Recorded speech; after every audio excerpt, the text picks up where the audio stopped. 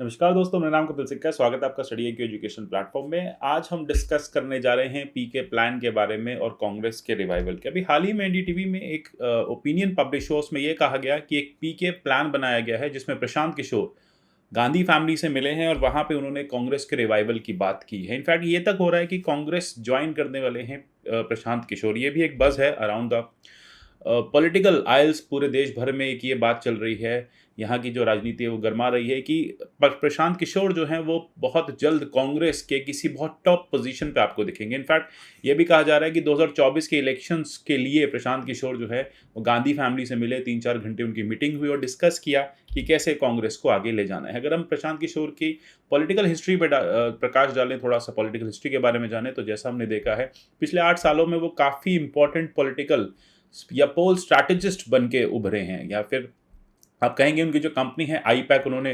2013 में जब से शुरुआत करी थी इंडिया में, तो वहाँ पे नरेंद्र मोदी जब सीएम थे गुजरात के, तो उनको हेल्प की थी इलेक्शन जीतने में। साथ ही साथ ममता बनर्जी को बंगाल पोल को स्वीप करने में काफ़ी ज़्यादा हेल्प की। एक इलेक्शन स्ट्रैटेजिस्ट की तरह उन्होंने काम किया है। साथ ही साथ उन्होंने काफ़ी इंपॉर्टेंट आप देखेंगे चीफ मिनिस्टर्स को हेल्प किया है। नीतीश कुमार की हम बात करें, हम रेड्डी की बात करें आंध्र प्रदेश में, हम बात करें नीतीश कुमार की बिहार में, तो कई जगह पे इन्होंने हेल्प किया है बहुत सारे चीफ मिनिस्टर्स को उस इम्पॉर्टेंट मुकाम तक पहुंचने में। और ये भी कहा जा रहा है कि लगभग अपने टोटल असाइनमेंट्स में 90% असाइनमेंट्स में ये सक्सेसफुल रहे हैं।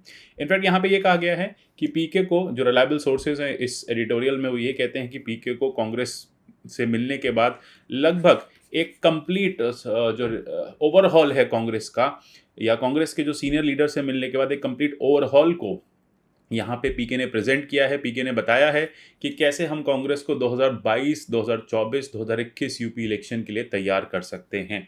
तो इसी के लिए आज हम इस वीडियो को कर रहे हैं और हम सारी चर्चाएं करेंगे कि क्या एग्जैक्टली हुआ था और क्या इसके रिपरकशंस हैं हमारी नेशनल पॉलिटिक्स पे। वैसे कांग्रेस की तरफ से भी बयान आ गया है कि ये बहुत अर्ली है ऐसा कुछ भी कहना कि पीके यानी प्रशांत किशोर जो है वो कांग्रेस ज्वाइन करेंगे। आप स्टडी आई क्यू पे विभिन्न माध्यमों से हमसे जुड़ सकते हैं। मेरे जितने भी वीडियोस आते हैं इन सबकी पीडीएफ में टेलीग्राम चैनल @कपिल लाइव से डाउनलोड कर सकते हैं। आप मुझे @कपिल सिक्का ट्विटर हैंडल पे भी फॉलो कर सकते हैं। तो जैसा मैंने आपको बताया, प्रीवियस विन की हम बात करें तो काफ़ी लोगों को मुकाम तक पहुंचाया है प्रशांत किशोर ने। प्रशांत किशोर, जगन मोहन, प्रशांत किशोर, स्टालिन, अगर डीएमके के इलेक्शंस तमिलनाडु में बात करें तो काफ़ी ज़्यादा इंपॉर्टेंट रोल रहा वहाँ पे प्रशांत किशोर का एआईएडीएमके को साइड करने में। एआईएडीएमके पिछले 10 साल से तमिलनाडु पॉलिटिक्स में एक इम्पॉर्टेंट पॉलिटिकल पार्टी बन के उभर रही थी। 10 साल से वहाँ गवर्नमेंट में थी और प्रशांत किशोर की जो रणनीतियाँ थी वहाँ पे जो लगाई गई, उससे कहा जाता है कि स्टैलिन को यानी डीएमके को काफ़ी ज़्यादा बेनिफिट हुआ।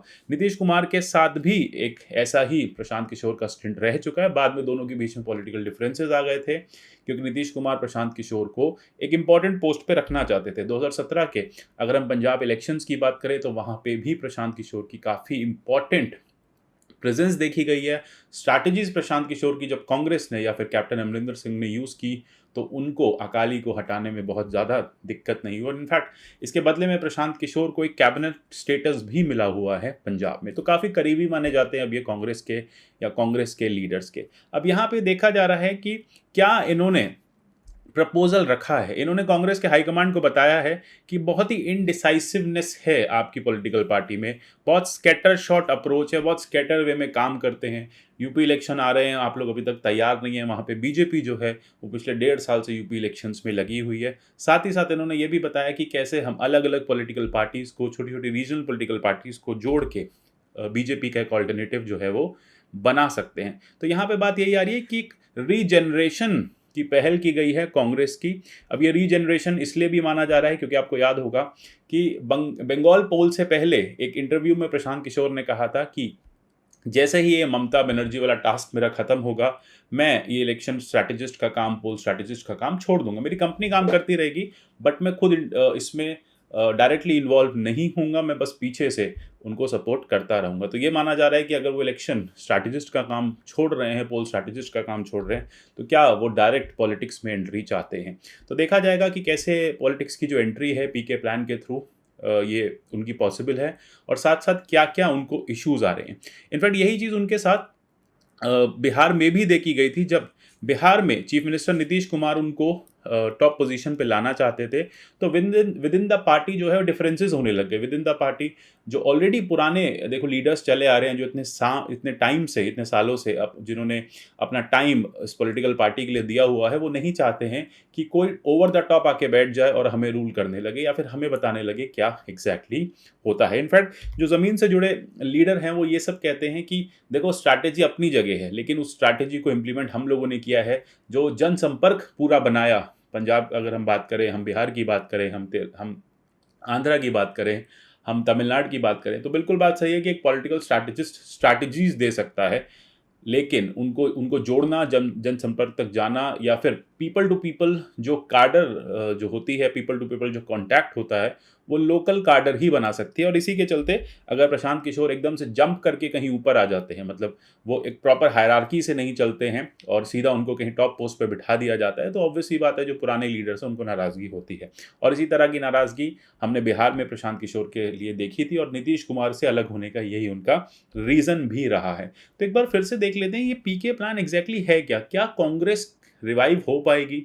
अब हम देख रहे हैं कि एक बहुत ग्रैंड ओल्ड पार्टी है और जिसकी एग्जिस्टेंस ऑलमोस्ट खत्म होती जा रही है, लेकिन यहाँ पे जो रिवाइवल के लिए कुछ बातें रखी गई हैं, तो देख लेते हैं कि क्या क्या बातें रखी गई हैं। यहाँ पे कहा जा रहा है, प्रशांत किशोर ने कहा है कि मैं एक 9% ब्रेन ट्रस्ट बनाना चाहता हूँ, मतलब जो सबसे 9 इंपॉर्टेंट लोग हैं वो मेरे साथ काम करेंगे। जैसे उसमें फॉर्मर जो गवर्नर है रघुराम राजन हैं, जो आरबीआई के गवर्नर रह चुके हैं, साथ ही साथ इंडस्ट्रियलिस्ट राजीव बजाज। तो इस तरह के कुछ इंपॉर्टेंट पर्सनालिटीज़ यहाँ पे प्रशांत किशोर ने राहुल गांधी से मांगे हैं, सोनिया गांधी से मांगे, और कहा है कि इनको आप हम मेरे एक प्रॉपर बोर्ड में इनको मेरे साथ रखो, और मैं इनके साथ स्ट्रैटेजी डेवलप करूंगा, मैं इनके साथ एक इंटेलिजेंसिया डेवलप करूंगा और लोगों तक पहुंचाऊंगा कि आने वाले टाइम में 2024 में कांग्रेस क्या क्या कर सकती है देश के लिए। तो ये सारी चीज़ें यहाँ पे कही जा रही हैं। साथ साथ ये भी कहा जा रहा है कि सोशल मीडिया सेशंस कराएंगे, लोगों तक जो पीपल टू पीपल कॉन्टैक्ट है वो हम बढ़ाएंगे, लोकल कार्डर अपनी स्ट्रेंथन करेंगे, लोगों को बेनिफिट्स देंगे, जितने भी लोग हमारे साथ जुड़े हुए हैं, जो हमारे पॉलिटिकल पार्टी से जुड़े हुए हैं, उनको प्रॉपर ट्रेनिंग देंगे कि कैसे लोगों तक पहुंचना है। साथ ही साथ ब्लॉक लेवल पे जो इलेक्शंस हो रहे हैं वहाँ पे हम फिर से अपने आप को वापस पुनः स्थापित करेंगे, तो फिर से हम वहाँ पे स्टैब्लिश होंगे। और प्रायोरिटाइज हमारा यही रहेगा कि लोकल लेवल पे इंटरनलाइजेशन में जो जो पॉलिटिकल पार्टी है हमारी कांग्रेस, उसमें इंटरनलाइजेशन में डेमोक्रेसी लाई जाए।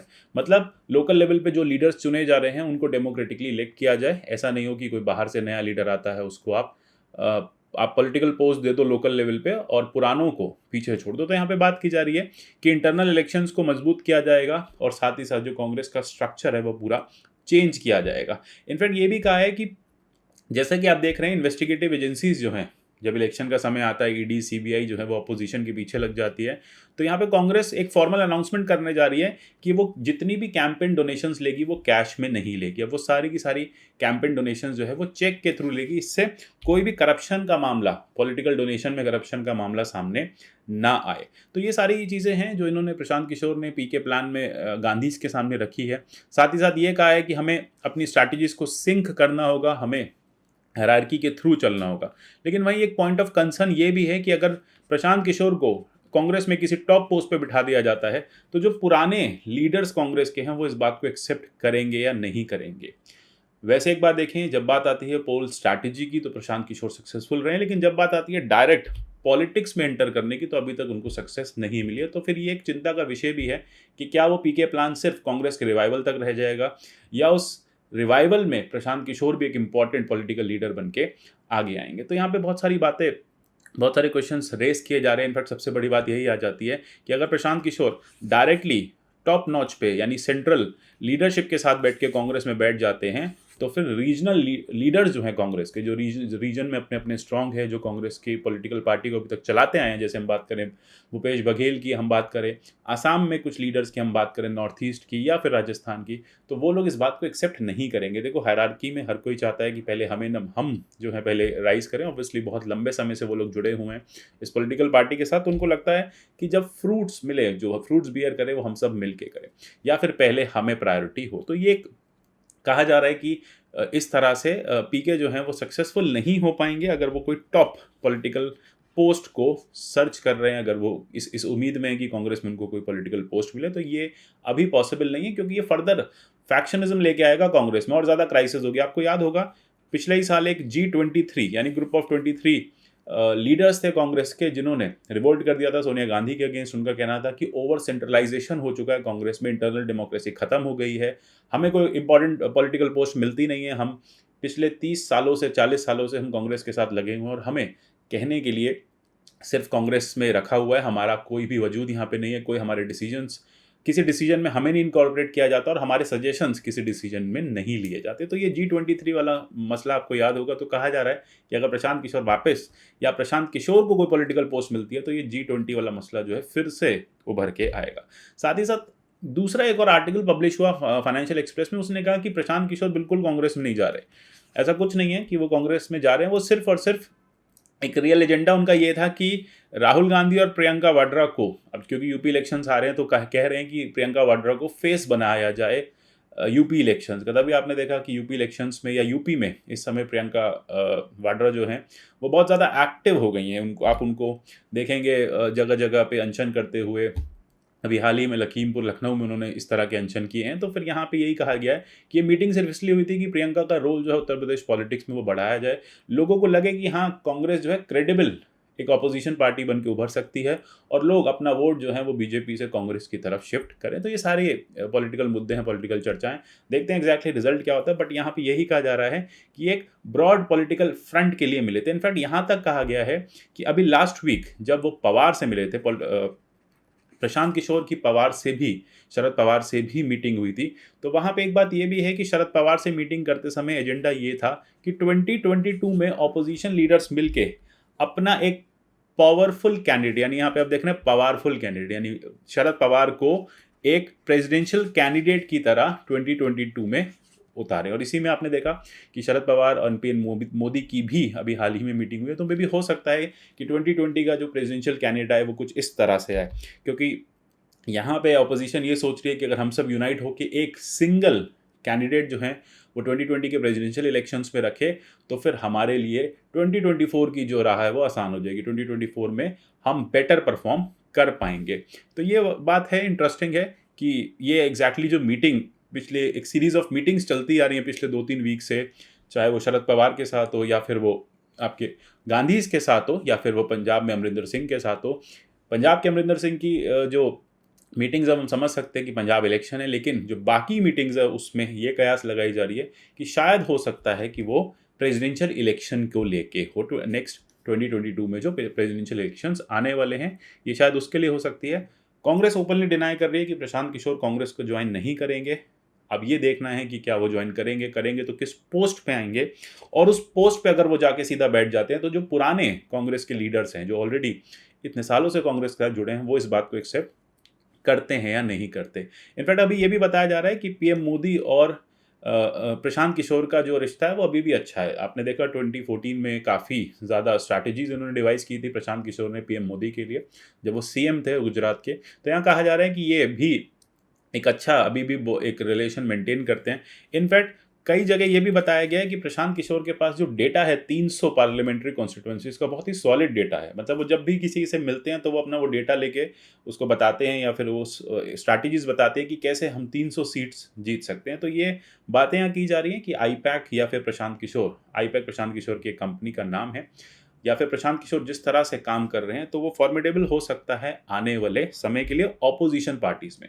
तो हमें देखना होगा कि एग्जैक्टली क्या होता है इन मीटिंग्स से, क्या वाकई में 2022 में शरद पवार को एज अ प्रेसिडेंशियल कैंडिडेट ये लोग ला पाते हैं, क्या पीके जो है वो कांग्रेस में जाएंगे नहीं जाएंगे, और अगर नहीं जाते हैं तो कांग्रेस का रिवाइवलिज्म कैसे होगा। इसके लिए 2022 के यूपी इलेक्शंस बहुत नेसेसरी हैं। अगर कांग्रेस 2022 में यूपी में परफॉर्म कर पाती है, कुछ सीट्स ला पाती है, तो माना जाएगा कि हाँ 2024 में स्टैंड ले पाएगी। और अगर 2022 में यूपी इलेक्शंस में कांग्रेस एकदम से चारों खाने चित हो जाती है, क्लीन बोल्ड हो जाती है, तो फिर आपको 2024 में शायद ही वो कहीं दिखे। तो इस तरह के और इंटरेस्टिंग टॉपिक्स मैं लाता रहूँगा। UPSC IAS pre cum mains के हमारे स्मार्ट कोर्सेज अवेलेबल हैं फ्लैट 50% डिस्काउंट के साथ studiiq.com, ये हमारी ऐप से आप डाउनलोड कर सकते हैं। मिलते हैं अगले ऐसे किसी सेशन में, तब तक के लिए goodbye, take care and God bless you all.